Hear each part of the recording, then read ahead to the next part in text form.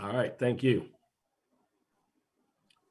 All right, my name is Tim Gordon, and I'm with thefilmgordon.com, and I am, happy is not even a word to talk to this brother again. Aldis Hodge, what's going on, sir? What's happening, brother? How you doing?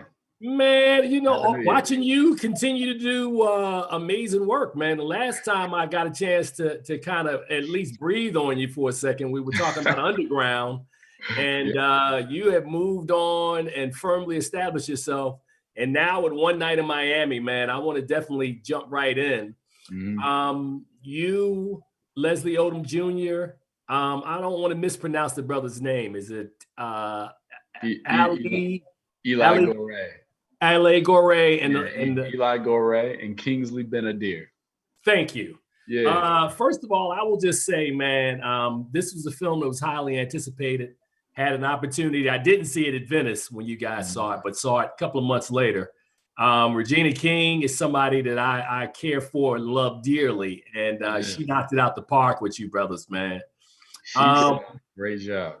She did indeed. So, what was it when you were approached, man, to be a part of this? Because there's a long line of brothers, man, that wanted to be down and One Night in Miami. How did you feel when they said it's gonna be you? You gonna be Jim Brown?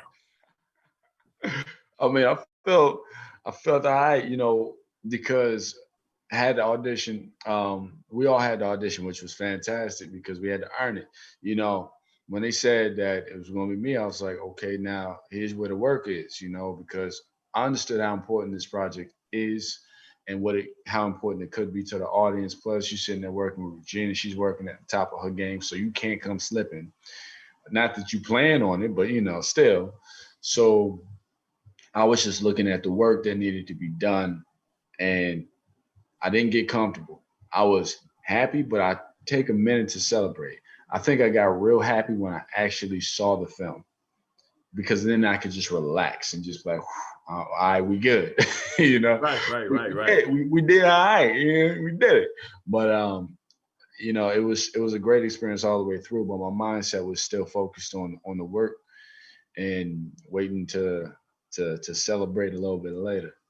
Cool, cool. Now, Kent Powers Yeah. created the stage play, which you guys, and then adapted it Yeah. uh, for the big screen. Now, I was under the impression that I knew that, we've seen in several films that Muhammad Ali had a relationship with Sam Cooke. Right. I knew that in the early 1960s, there was a summit in Cleveland, so I knew he had a connection to Jim Brown. And of course, the Malcolm X connection is through the conversion of his faith. We kind of get Right. that too. But I love the way Kemp weaved all these elements together and what he did with it. When you saw the finished product, and after all the work you put in all this, how did you feel? First of all, how did it make you feel? It made me feel fantastic. I remember we shot it out. I shot my work out in like late January, early February, and then they finished. Well, they were supposed to finish in February, but they got stopped by quarantine, so they had like a day or two left to do, which they did a couple months later. But from the time that we shot to the time that I saw it, which was around August, I know how I felt about it before, but when I saw it emotionally, it hit me in a completely different way. I was just like, wow, man, because some things hit deeper and certain moments hurt a little bit more because of everything that had transpired with, Mr. Floyd and Miss Taylor and Mr. Arbery. Um, when we see all that and then just the words and what he was saying, what we were saying, what was given to us, it just gave so much motivation to the purpose of it all. And I said, wow, this means so much more now than it ever did when we were shooting it. And when we were shooting it, it was super important, So it's like 100 times more important now. Right. I was so satisfied with it, but also, I felt so much and I enjoyed so much because it was just a fun movie, surprisingly so. I mean, these guys are charismatic, they're funny, and I found myself just breezing through it. It doesn't seem like a conversation that just lags on. It's like really there's a flow to it that it picks up. There's a move, like, it's got some bop to it. And I was pleasantly, I remember when I called Regina right after, and I was like, yeah. Yeah. Yeah, you did your thing. So Aldis, man, your character, Jim Brown's introductory scene is him riding back to somewhere. I'm assuming it was somewhere, Georgia. Thank you. Yeah. And what I loved about that scene is that it just appeared to be such a normal scene, and all of a sudden you get the punch in the gut at the end. Bo Bridges, man. That's pretty good, brother. That was pretty good. Yeah, shout to Bo. It's awesome being able to work with him. It's a legend right there.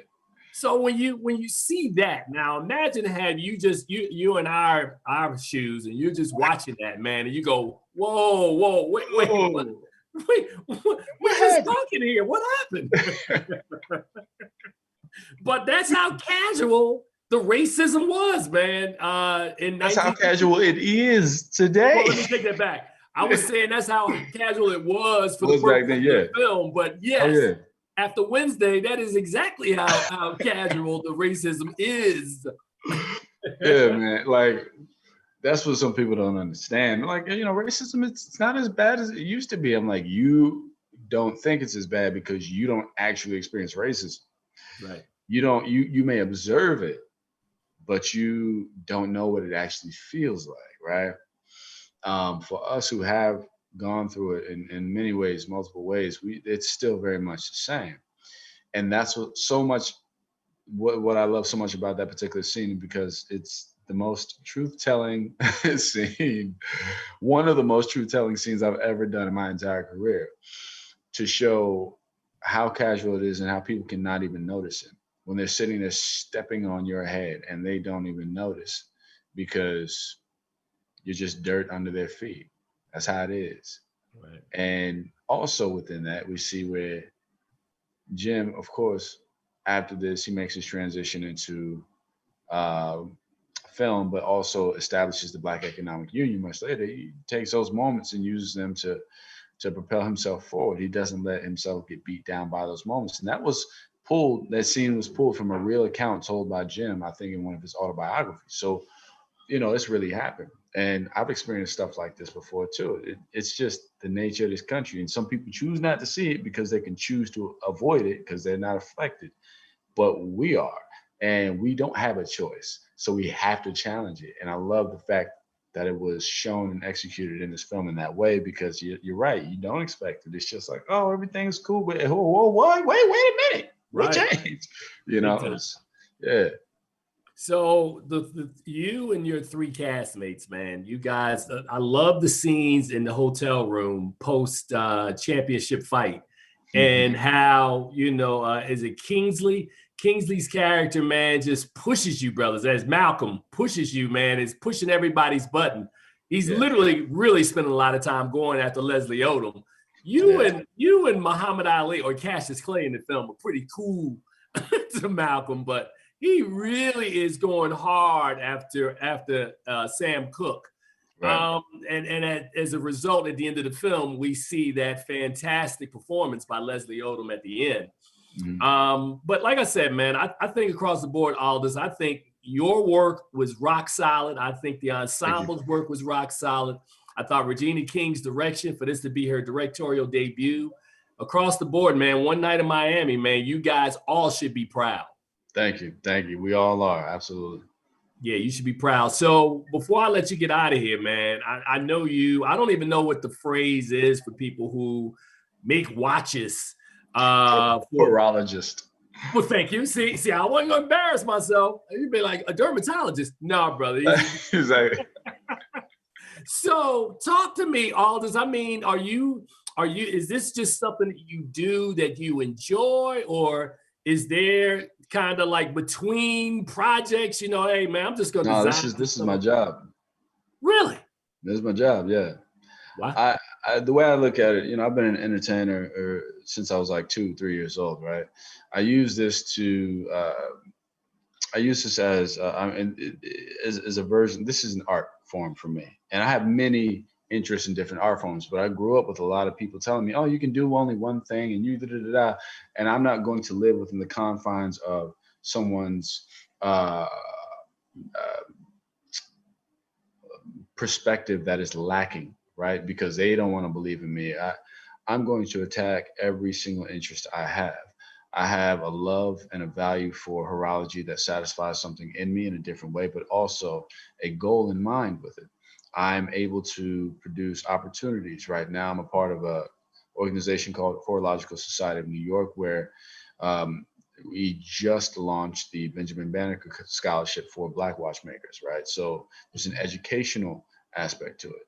I'm an entrepreneur. I'm a businessman. Entertainment is one business, horology is another business, but I'm multifaceted, and I'm gonna just keep figuring out how to make them all work with each other so that I can continue to move forward. My schedule is insane, but you know, I'm not going to die having wished I would have approached something, regardless of what I accomplish. As long as I approach it, I'm fine. So when you say it's a business, Mm. and not necessarily not saying it's a business, it is a business. It's your Yeah, job. yeah. Is your goal, and I don't want to get you in trouble now. Is your goal to create kind of like your own?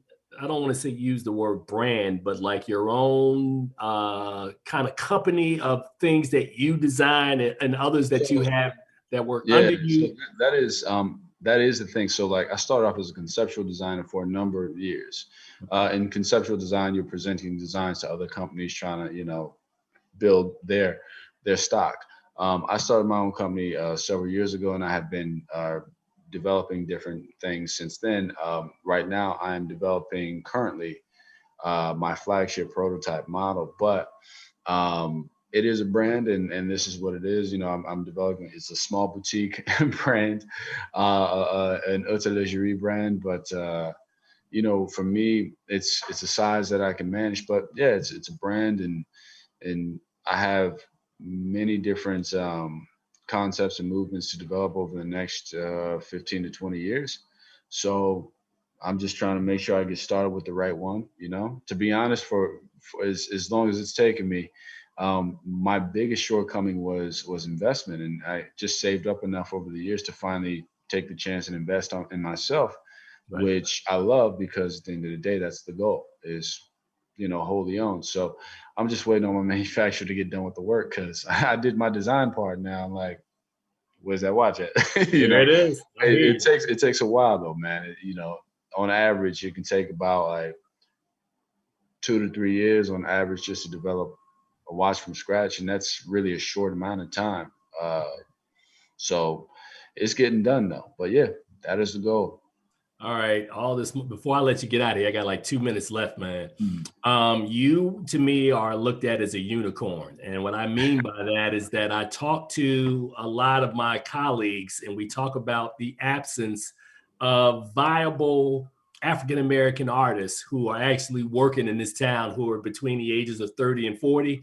And Mhm. you are firmly right in there. You got other opportunities coming up, like Adam. Brother, I mean, talk to me a little bit. Give me some small response, man, and talk about, does it feel like responsibility? Does it just feel like you said, it's part of your job? It ain't a I lot of feel. you guys, man. It ain't a lot. Well, I'm still not comfortable in entertainment. Like, some people may presume that I can just take a break or take my foot off the pedal, and I can't. I'm still gung ho, gotta go get it, right? I put myself in a fine position at this particular time, but to create opportunities for myself and to charge. And like, over quarantine, me and two of my partners, buddy of mine, Phil Boutte, who brought an idea to me, and my other partner, Michael Wandy, they were in it on. They were like, "Look, you want to get down with this company called 9B, right?" Well, we didn't have the name then, but they're conceptual artists. They work with grand projects, different, big budget features where they do character design, world building, all that kind of art, right? So they brought it. We started a company called 9B, where we have now our own artists to do art for. Like, if you want to do character design for, like, you know, for instance, if it was like another, Marvel or DC film or something like that, you want to build out the world, you want to design the new characters, that's what we do, right? We do video games, books, all that. The job here is to produce opportunities. And that's what my charge is. So as an actor, I'm trying to put myself in a position to produce opportunities for other people, which I'm doing. As an entrepreneur, I do that with other different companies and ventures that I'm invested in. So I don't get comfortable. And that's why I suppose you can say that a unicorn, because I do take risks and chances, but granted, this has been 30 plus years of me in this industry trying to put myself in this position. So I feel like there's still so much work to do, not enough time to do it in. And it took so long to even get here, more than just my whole life to get to this particular position of trying to have choice.